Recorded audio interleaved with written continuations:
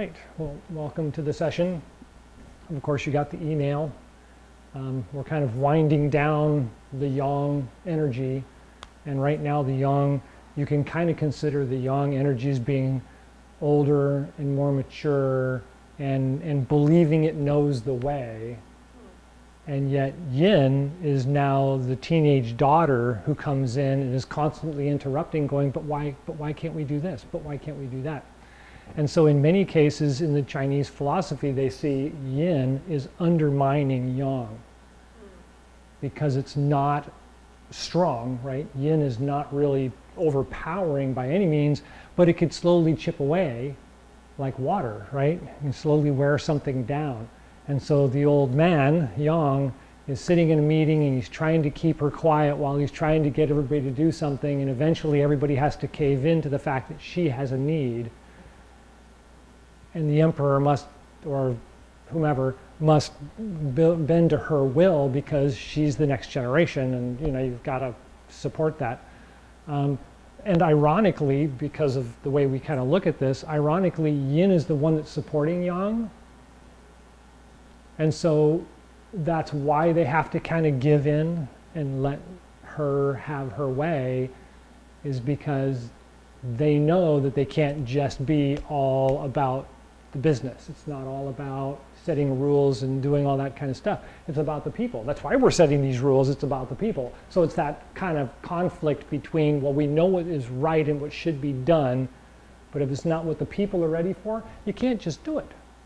They'll rebel, or they'll undermine you. And so this is the this is the time of year where we really have some pretty stoic readings, really in-depth thinking. Yang is now maturing to the point where it's starting to see its demise. It's starting to see yin as being the true power, and it's getting ready to resolve and or dissolve its energy and give in to yin, and then yin is born from that.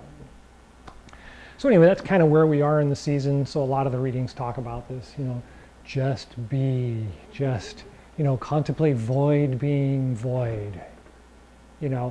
So that's where the yang energy is trying to transform, and yin is both supporting it and undermining it at the same time. So we get that a lot this time of year. So any questions about the reading, or if you read the reading? No?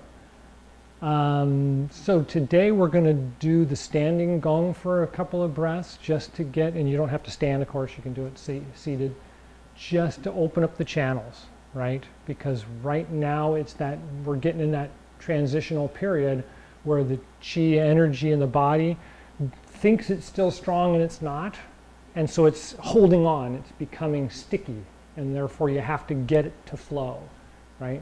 That's why we're brushing the skin, and we're doing the Du Chi exercise, and we're taking cool baths, or using a cool bucket bath at the end of a warm bath. Try and stimulate movement in the body. So let's just do a little breathing exercise.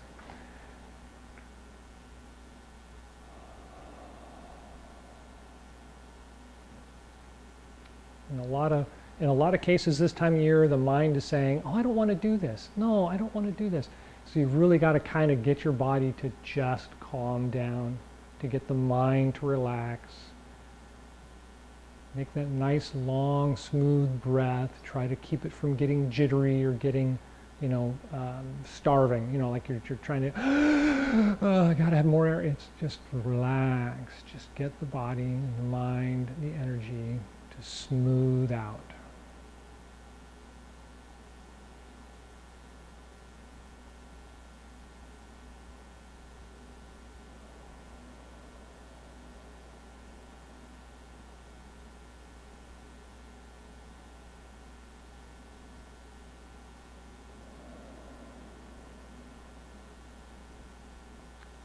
Good. Now take a moment to lift up the head and tuck in the chin and feel the spine just hanging below the head.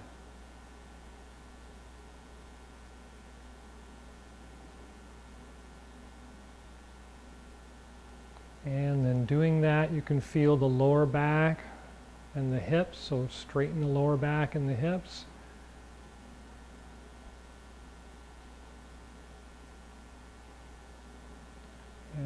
I can feel it in my legs, so let the legs relax and just kind of hang here with the body.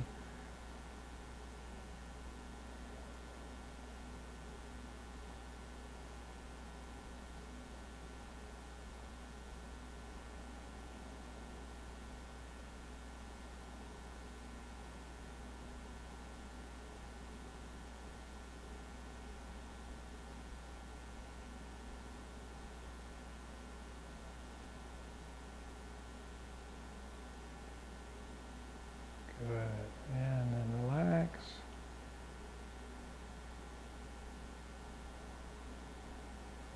Good. All right, so let's move to one side of the room or the other. Pick a side.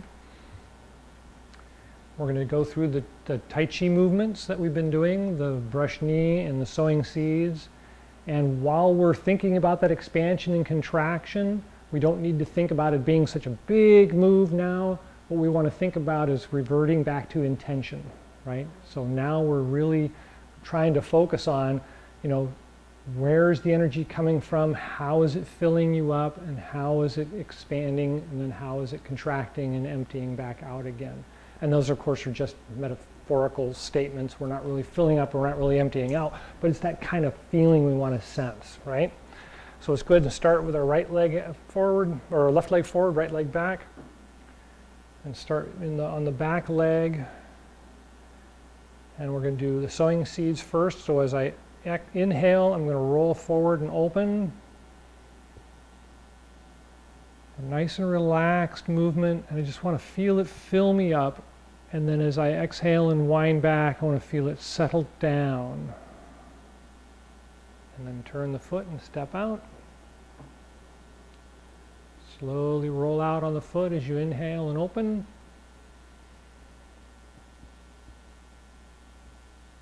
And exhale and roll back. And really feel it kind of sink down as we roll back. Step out.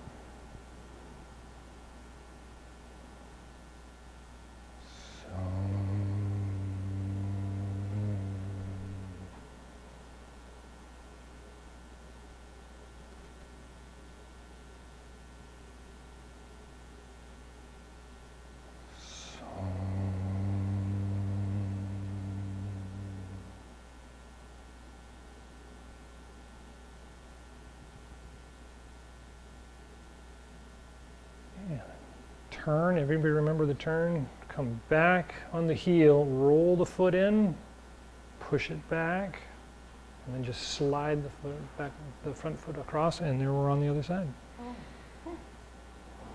Good. So how did that feel? Good. Right? More patient with yourself, right? Get a little more patient, and then things fill up and relax on their own, right? So that's yin undermining yang. We've got this yang energy, but we can feel the yin when we let it happen. We can feel it in there, and it's supporting both the yang and undermining the strength of yang and getting it to relax, getting it to move and flow. And so brush knee is the same thing, of course, but the breathing is reversed for the movement. So we'll start with the left foot forward.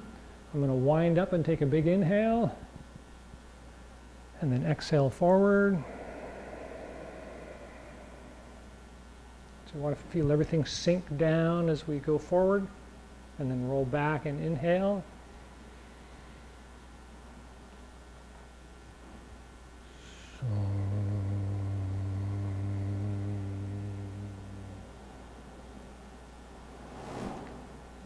Inhale. Wind up and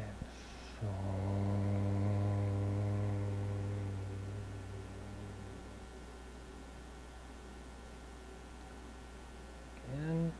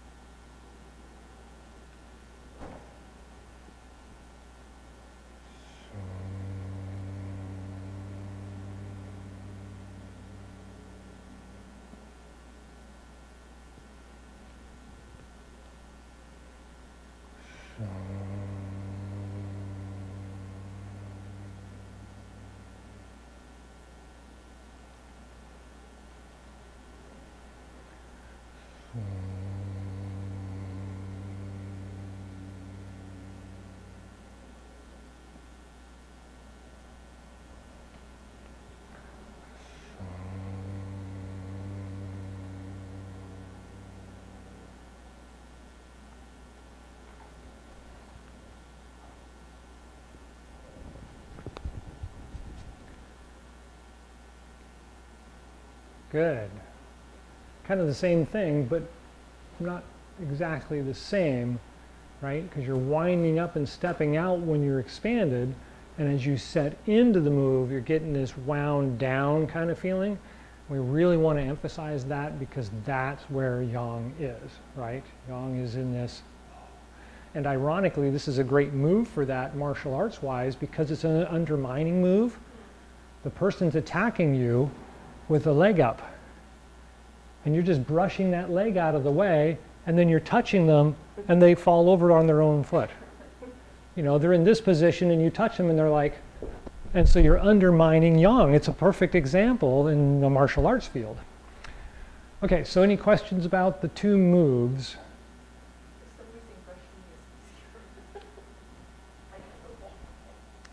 Interesting. We'll have to look at your charts.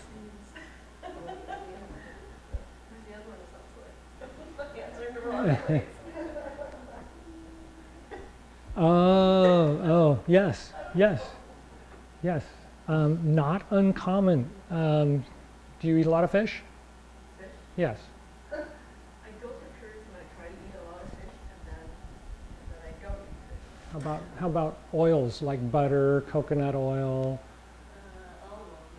vitamin D? Yes. Okay. So all of those things help this, right? Because when you have a hard time doing this, it's because these aren't talking, right? When you're doing this, right, everything's left and right. Everything's left and right. There isn't any cross-thinking pattern going on in the brain, right? So this is good, but that means you're hemispherically challenged, right? Your bilateral is off. Right, so butters, oils, good oils. Ironically, a lot of people say, well, butter, you know, it's got a lot of fat in it. It's got a lot of good fat in it. You know, if you get good butter, it's got a lot of good fat in it.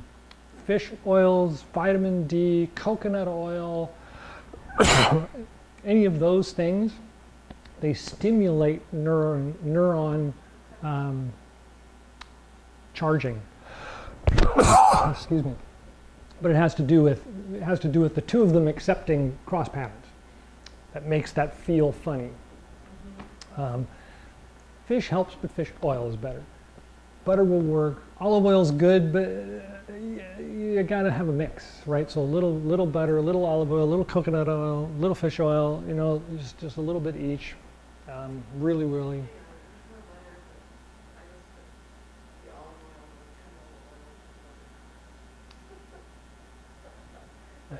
Organic. Oh, sesame oil is better for stir frying, and black sesame oil, just a little bit, right at the end.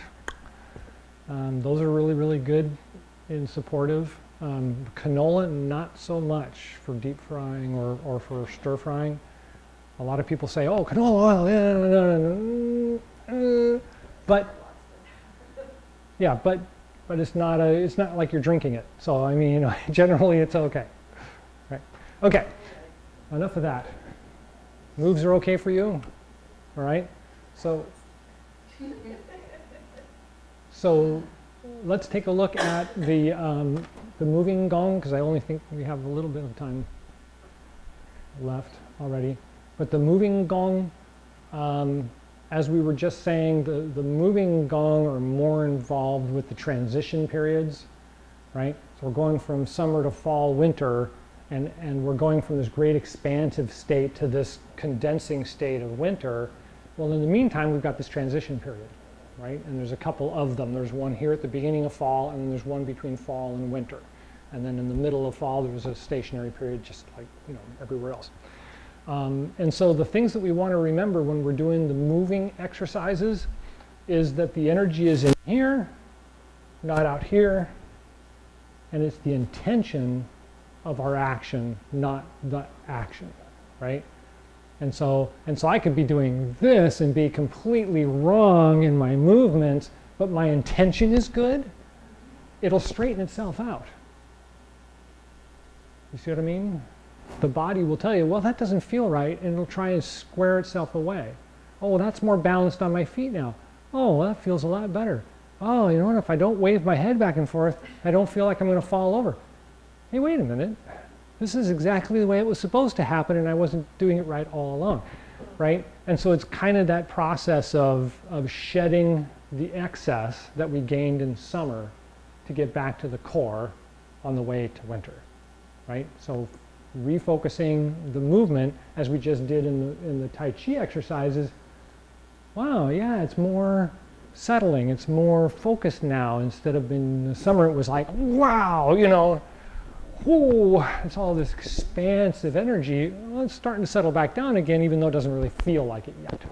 Okay? All right, so do we want to do the moving gong? You ready for the moving gong? Okay, go ahead and move back over into the regular positions so I can stare at the camera. You know. Right? So with the feet shoulder width apart, we want to settle the body to be even over the feet, and then lift up the head and tuck in the chin and let everything just kind of hang there.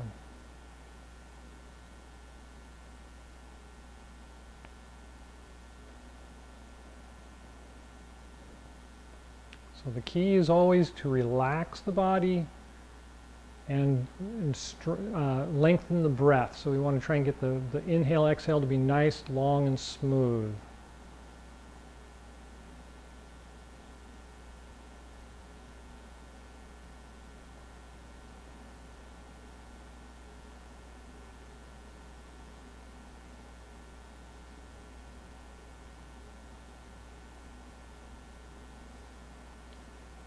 Good. Pull the elbows out just a little bit further so that the arms are a little bit rounder.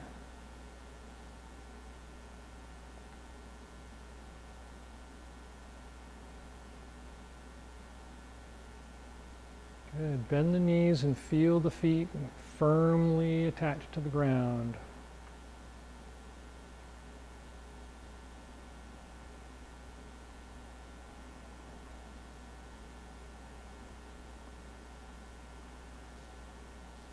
And once that's settled, let's try the 3 gates going. So roll the feet out, arch the back, inhale, open the chest and the arms, rise up slightly, and then exhale, Bend the knees back and then bring in the arms a little, straighten the back, roll the feet into the inside of the feet.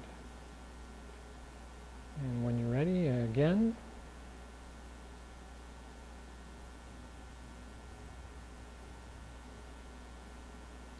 So,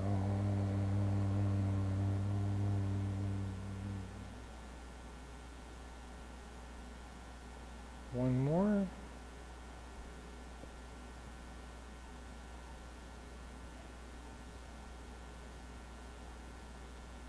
So,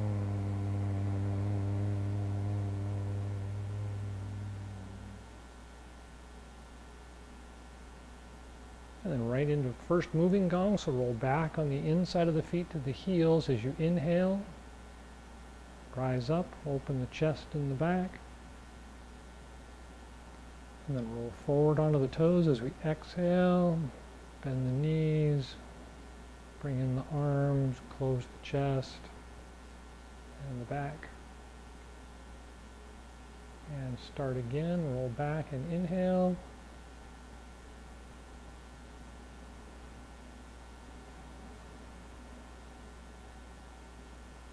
So,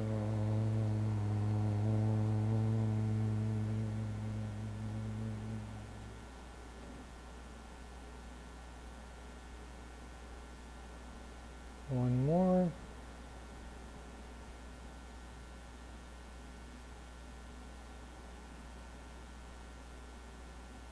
So,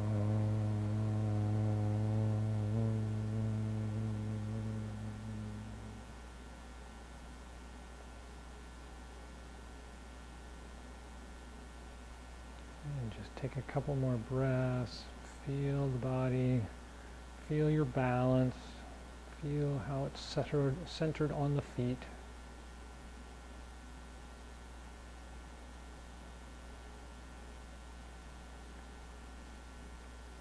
Okay. All right, so now widen the feet a little bit.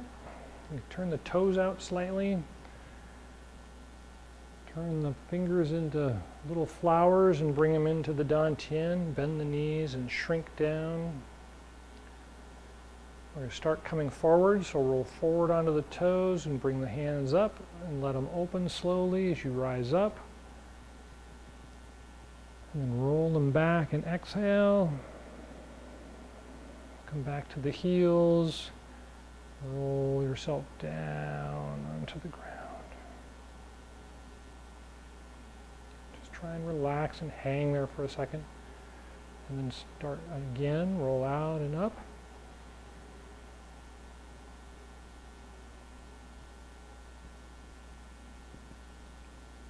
So,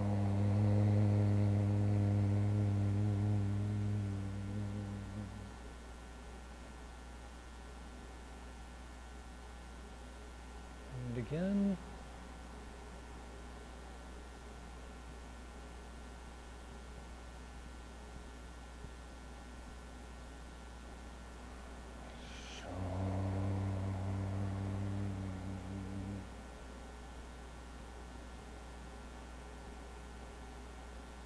One more.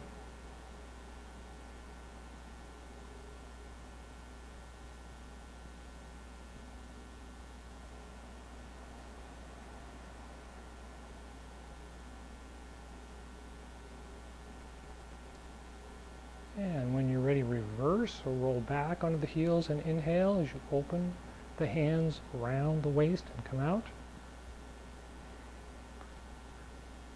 So,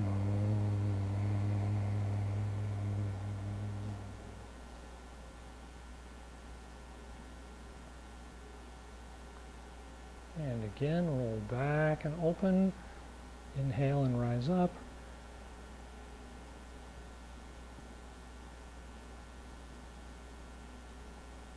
So,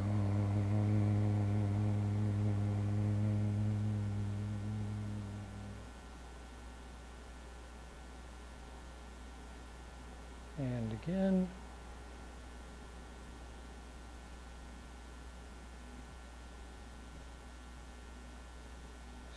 So,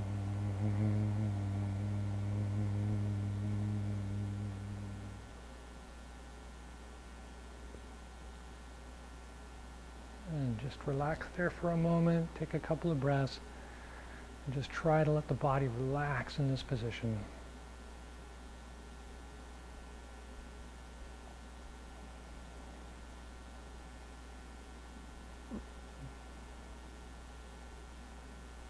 And then return to a standing position. Rest the hands at the sides.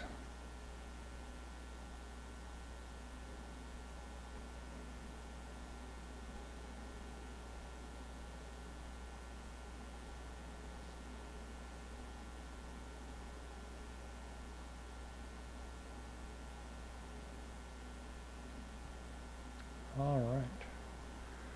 And relax. How did that feel so far? Excellent. So when you knit, do you knit every day still? No. When you knit, do you count? Sometimes. Okay. Because that will also help that.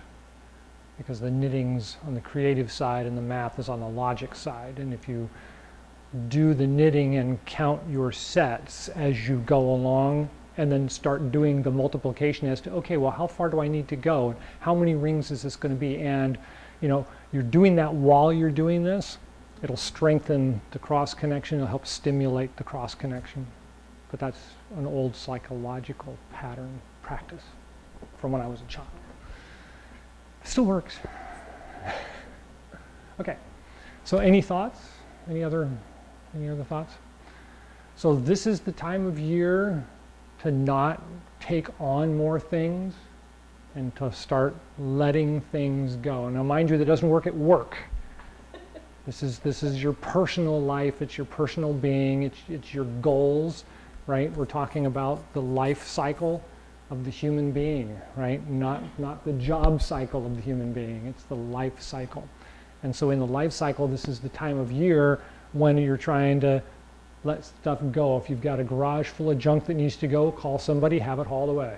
Makes it really simple because now's a good time. The body just says, yeah, just get it out of here. You just call somebody, have it hauled away. Mind you, it is important to make sure that the pile is ready to go. So if you go into the pile and you look at the stuff in the pile and go, okay, well, I need to keep that, I need to keep that, I need to keep that, you may need to hang on to it for a little longer. But if the pile's just been sitting there waiting to go, now's a great time, right?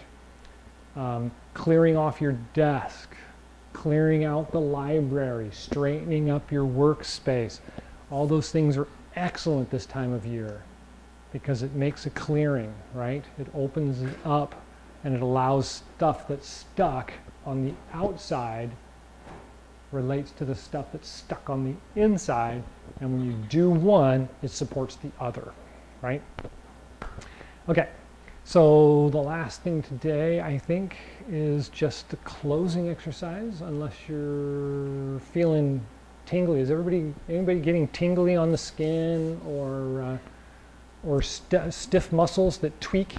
You turn and they go click, click. You getting that? Okay. So that's the Chi, and it's the brushing, right? So try the brushing a little bit. Let's brush the ribs and the kidneys and down the legs. Right?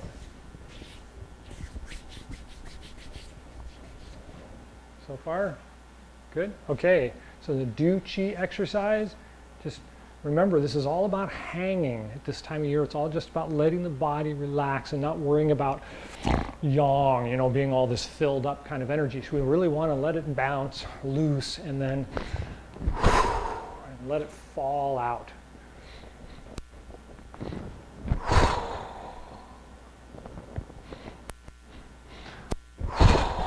And then shiver. Right?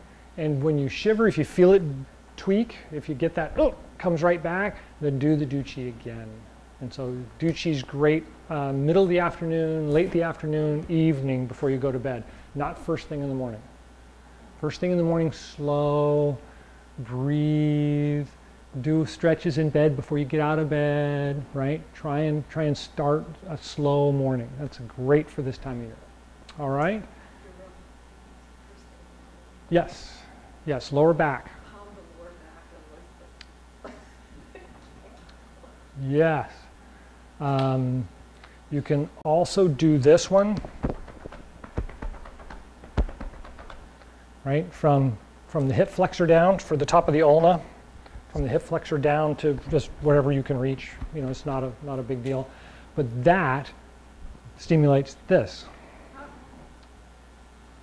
And so if you're laying in bed and you're face up, it's really hard to get your hands back there. And so you could start by just doing this and do the breathing at the same time, you know. And you'll feel it. You'll feel it go right through the ulna into the lower back. And then it's really easy after that to just feel it. And you can, you know, just move your hands back there and feel it, and it'll warm right up, and the kidneys will stimulate it. It doesn't take as much strain. But because this is directly relative to the ulna, it vibrates the area, and that's really the exercise, is vibration, stimulates circulation and things like that. Okay? So closing exercise, Chi Gung. So just let the body hang there.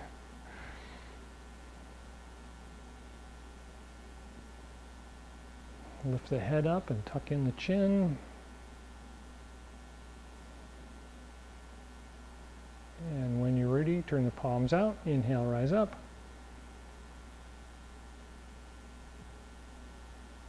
So,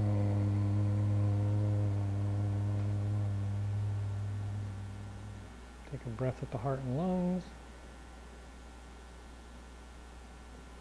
Guide the chi down the spine to the Dan Tian and Ming Men, just below the belly button. Take a breath there. And guide it down the legs, through the marrow, down through the feet and into the ground. Take a breath there. And take a couple more breaths and just feel the body hang and feel all the weight drop down to the bottoms of the feet and press on the earth. You want to just feel that hang all the way down at the bottom of the feet. Don't think it's up here, it's down there.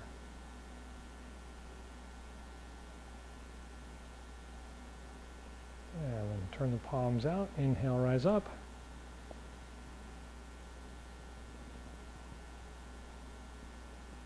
So,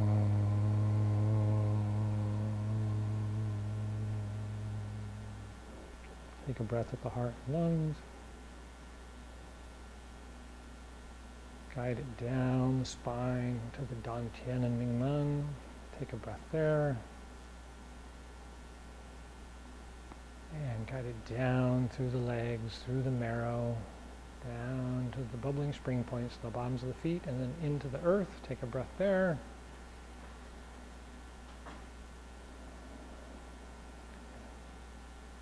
Visualize the energy flowing down through the feet and down into the ground like huge roots from a tree.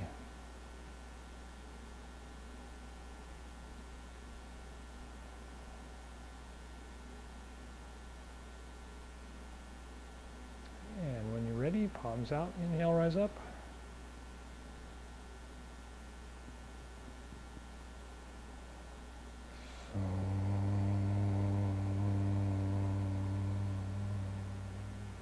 Take a breath at the heart and lungs.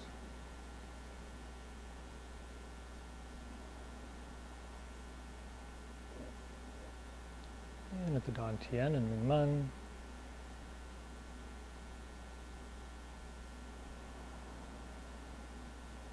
And the bubbling spring points at the bottoms of the feet.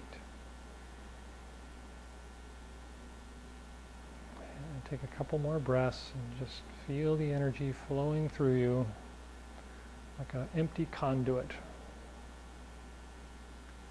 Just constant flow of energy.